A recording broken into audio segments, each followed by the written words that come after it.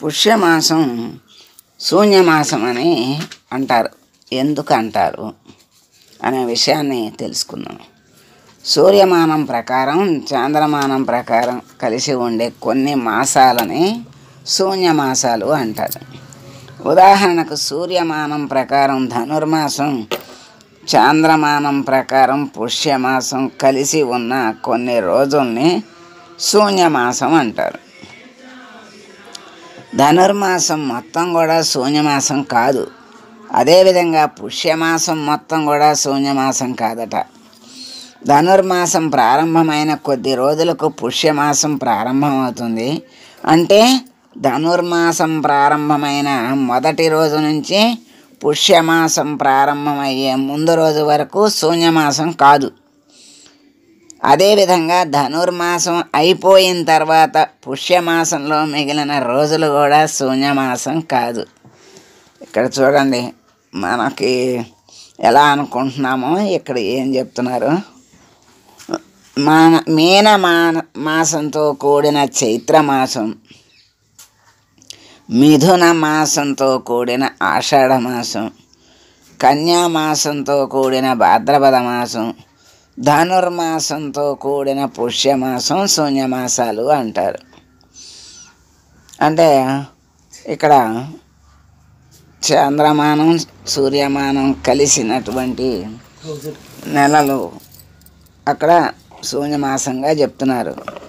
మీనమాసంలో చైత్రమాసం వచ్చిందనుకోండి, అన్ని రోజులు శూన్యమాసం అంట. మిథున మాసంతో కూడిన ఆషాఢ మాసం, కన్యామాసంతో కూడిన భాద్రపద మాసం, ధనుర్మాసంతో కూడిన పుష్యమాసం శూన్యమాసం అంటారు. ఈ కాలంలో గృహప్రవేశం, ఉపనయనం, వివాహాది ముఖ్య శుభకార్యాలకు ముహూర్తాలు శూన్యం. అధిక మాసంలో కూడా శుభకార్యాలకు ఎటువంటి ముహూర్తాలు ఉండవు. కనుక ముహూర్తాలు లేని ఈ నెలలను శూన్యమాసాలు అంటారు. ఎటువంటి దైవ కార్యాలైన పితృకార్యాలైన శూన్యమాసంలో చేయవచ్చు. వాటికి ఎటువంటి నిషేధం లేదు. అంటే శుభకార్యాలు చేయకూడదు, కానీ దైవ కార్యాలు పితృకార్యాలు చేయొచ్చు. మనకు చాంద్రమానం, సూర్యమానం అనే రెండు రకాల కాలమానాలు క్యాలెండర్ ఉన్నాయి.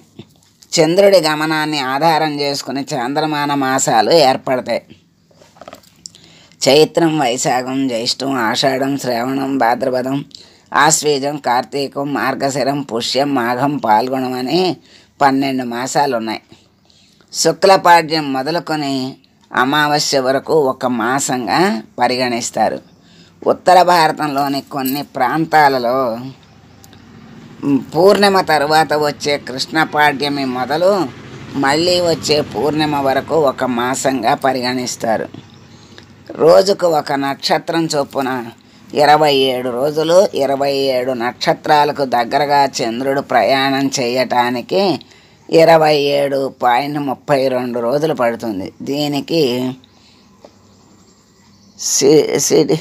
సిడీరియల్ మంత్ అని పేరు. చంద్రుడు కొంతకాలం వృద్ధి చెందుతూ పూర్ణస్థితికి చేరుకుంటాడు. పాడ్యమి, విదియ, తదియ, చవితి, పంచమి, షష్ఠి, సప్తమి, అష్టమి, నవమి, దశమి, ఏకాదశి, ద్వాదశి, త్రయోదశి, చతుర్దశి, పూర్ణిమ అని 15 రోజులకు తిథులకి నామకరణం చేశారు. ఈ 15 రోజులని వృద్ధిపక్షము లేకపోతే శుక్లపక్షము అంటారు.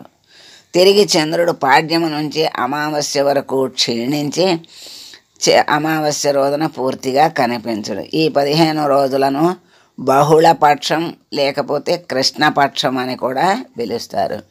చంద్రుడు వృద్ధి చెంది తిరిగి పూర్తిగా క్షీణించటానికి సగటున 29 రోజులు పడుతుంది. దీనిని సైనోడిక్ మంత్ అంటారు.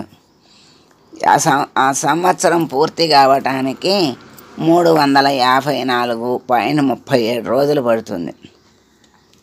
భూమి సూర్యుని చుట్టూ తిరగడానికి ఒక సంవత్సరం అంటే 365.25 రోజులు పడుతుంది. ప్రతి సంవత్సరం 12 రోజులు ముందుగానే పూర్తవుతుంది. ఈ కారణంగా తెలుగు పండుగలు 11 రోజులు ముందుగానే వస్తాయి. దీన్ని సరిదిద్దటం కోసం ప్రతి 3 సంవత్సరాలకు ఒక నెలను అధిక మాసంగా చేరుస్తారు. చైత్రమాసం నుంచి ఆశ్వీజ మాసం వరకు వచ్చే మాసాలను మాత్రమే అధిక మాసంగా కలుపుతారు. ఆశ్వీజ మాసం వరకు, చైత్రమాసం నుంచి ఆశ్వీజ మాసం వరకే అధిక మాసాలు వస్తాయని చెప్తున్నారు. మొదటి అధిక మాసం 28 నెలల తరువాత వస్తుంది. వరుసగా 28, 34, 34, 35 నెలల తరువాత అధిక మాసం పునరావృతం అవుతూ ఉంటుంది. అధిక మాసం ఇప్పుడు ముందు వచ్చి తర్వాత నిజమాసం వస్తుంది. అధిక మాసం కూడా శూన్యమాసంగా పరిగణించబడుతుంది. ఇటువంటి సవరణ లేదు కాబట్టి అరబిక్ కాలమాన ప్రకారం జరుపుకునే రంజాన్ శీతాకాలంలో, ఎండాకాలంలో, వానాకాలంలో కూడా వస్తుంది. పూర్ణిమ రోజున చంద్రుడు ఏ నక్షత్రానికి దగ్గరగా ఉంటాడో ఆ నక్షత్రం పేరుతో ఆ మాసాన్ని పిలుస్తారు. ఉదాహరణకు చంద్రుడు పూర్ణిమ నాడు చిత్తా నక్షత్రం దగ్గర ఉంటాడు కాబట్టి ఆ మాసానికి చైత్రమాసం అంటారు. చంద్రుడు విశాఖ నక్షత్రానికి దగ్గరగా ఉన్నప్పుడు వైశాఖ మాసం అని పిలుస్తారు. ప్రతి నెల ఒక రాశిలో సూర్యుడు ఉంటాడు. ధనుర్మాసంలో ధనురాశి దగ్గర ఉంటాడు. మేషం, వృషభం, మిథునం, కర్కాటకం, సింహం, కన్య, తుల, వృశ్చికం, ధనస్సు, మకరం, కుంభం, మీనం అనే 12 రాశుల పేర్లతో 12 సూర్యమాన నెలలు ఉంటాయి. సూర్యుని చుట్టూ భూమి ఒక స్థిరమైన కక్షలో తిరుగుతూ ఉంటుంది. అందువల్ల సూర్యమానం ఆధారంగా చేసుకుని తయారు చేసిన కాలమానం ఋతువులకు సామీప్యంగా ఉంటుంది. మనకి పుష్యమాసము శూన్యమాసం అని అంటారు అని చెప్తూ మనకి చాలా విషయాల్ని తెలియజేశారు.